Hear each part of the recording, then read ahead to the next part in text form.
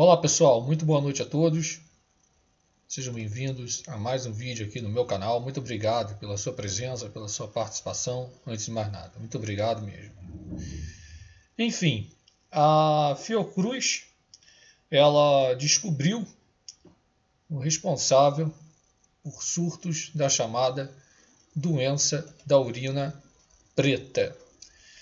Para quem não está se recordando muito bem, só nesse ano, mais de 40 casos da doença de RAF, também conhecida como doença da urina preta, foram detectados no Brasil, principalmente nos estados do Amazonas e da Bahia. E para entender as causas locais da doença, a Fiocruz Bahia, a Secretaria Municipal de Saúde de Salvador e outros institutos nacionais de pesquisa investigaram pacientes de 2 surtos, identificados entre janeiro de 2016 e janeiro de 2021, na população do estado. Então, na investigação pelas causas da doença da urina preta, os pesquisadores descreveram as características clínicas dos casos, identificaram fatores associados e investigaram a presença de biotoxinas e metais em espécimes de peixes consumidos. O resultado disso tudo foi publicado na revista científica Lancet Regional Health Americas. Vale ressaltar aqui o que é essa doença de RAF, né? Que é uma das características da doença é o escurecimento da urina. Inclusive, esta é a origem do seu apelido. A cor mais escura é provocada justamente pela rabdomiólise, tá? Da rabdomiólise.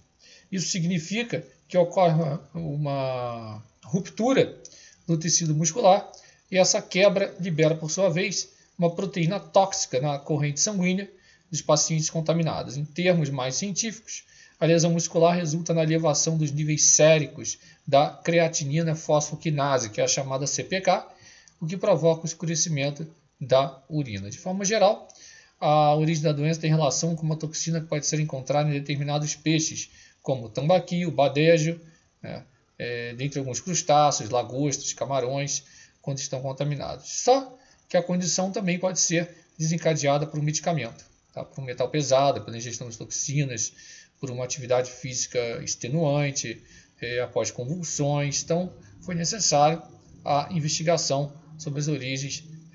Aliás, é necessário a investigação da origem de cada caso. Cada caso vai ser um caso. No artigo do Fiocruz Bahia, da Fiocruz da Bahia, os pesquisadores relataram que a teoria mais aceita é que os peixes e os crustáceos não produzem eles mesmos as toxinas, mas acumulam no seu corpo compostos produzidos por outros organismos, como microalgas, através da cadeia alimentar. Então, no total, 6 amostras de peixes relacionados com pacientes passaram por análises laboratoriais. Entre as amostras, 2 eram sobras de uma refeição relacionadas a 2 casos da doença, ambos com evidências de rabdomiólise. Então, outras 2 foram obtidas de casos isolados com altos níveis de CPK e as outras últimas eram amostras frescas, obtidas em uma peixaria local, onde alguns pacientes haviam comprado peixes. Né? A causa principal é a palitoxina, tá? Palitoxina, no chamado peixe olho de boi, tá? Peixe olho de boi, que eu vou demonstrar para vocês daqui a pouquinho, junto com partes do artigo. Por quê? Porque pode ser uma provável fonte de contaminação. Segundo os autores do estudo, não foi detectada a presença de metais como arsênio, cádmio e chumbo nos peixes. Então, eles detectaram compostos do tipo palitoxina nas amostras, tá, da espécie de água salgada, conhecida como olho de boi. Então, a palitoxina, chamada PTX, é uma toxina muito perigosa, produzida por várias espécies marinhas. O PTX, originalmente, ele foi isolado em 1971 no Havaí, tá, no Havaí, e sua descoberta é relacionada aos corais da ilha. Então, as complicações mais comumente relatadas de envenenamento por PTX parecem ser a rabdomiólise, uma síndrome que lesiona o músculo esquelético, causa ruptura muscular, vazamento de grande quantidade de conteúdo intracelular, os miócitos, para o plasma sanguíneo. Então, tem um histórico da doença na Bahia, que no período de 2016 a 2017 foram investigados 65 casos. Destes, 66 tinham níveis elevados de CPK, 88 foram hospitalizados, 26% necessitaram de cuidados intensivos e 7% de diálise. A ingestão de peixes marinhos 24 horas antes do início da doença foi relatada por 74% dos casos com CPK elevada e por 41% daqueles sem medição de CPK. Os tipos de peixe mais consumidos pelos casos aí, citados foram o olho de boi e o badejo. Então, após esse surto, as autoridades de saúde identificaram outros 12 casos suspeitos entre os anos de 2017 e 2019 e um novo surto durante a pandemia da Covid-19. Durante o surto ocorrido entre os anos de 2020 e 2021, 16 pacientes com rabdomiólise confirmados por laboratório foram identificados. Desses casos, 5 necessitaram de cuidados intensivos e 1 faleceu em decorrência da doença. Ainda a Fiocruz Bahia, da Secretaria Municipal de Saúde de Salvador, também participaram do estudo pesquisadores das seguintes instituições, que cabe citar aqui: a Secretaria de Saúde do Estado da Bahia, o Centro de Estudos do Mar da Universidade Federal do Paraná, o Laboratório de Algas Nocivas e Ficotoxinas do Instituto Federal de Santa Catarina, do campus de Itajaí, e da Faculdade de Medicina da Universidade Federal da Bahia. Tá?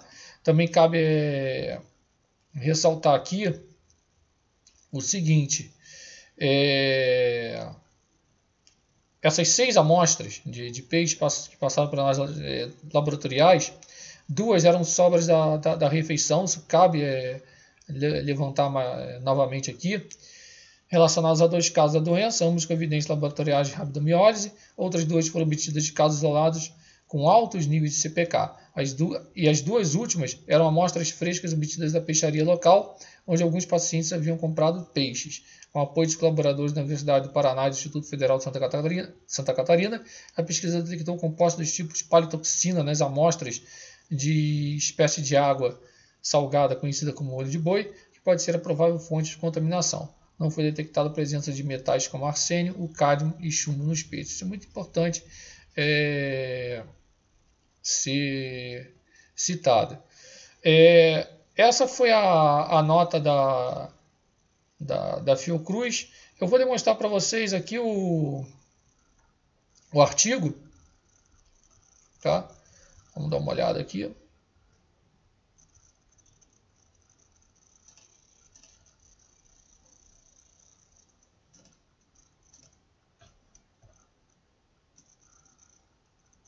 Vamos dar uma olhada aqui no artigo. Então, doença de RAF em Salvador, tá? Brasil 2016. Aqui está a nota da Fiocruz. Isso saiu também em alguns portais, tá? Em alguns portais da doença. Mas o artigo aqui, eu estava acompanhando no celular a nota e o artigo aqui.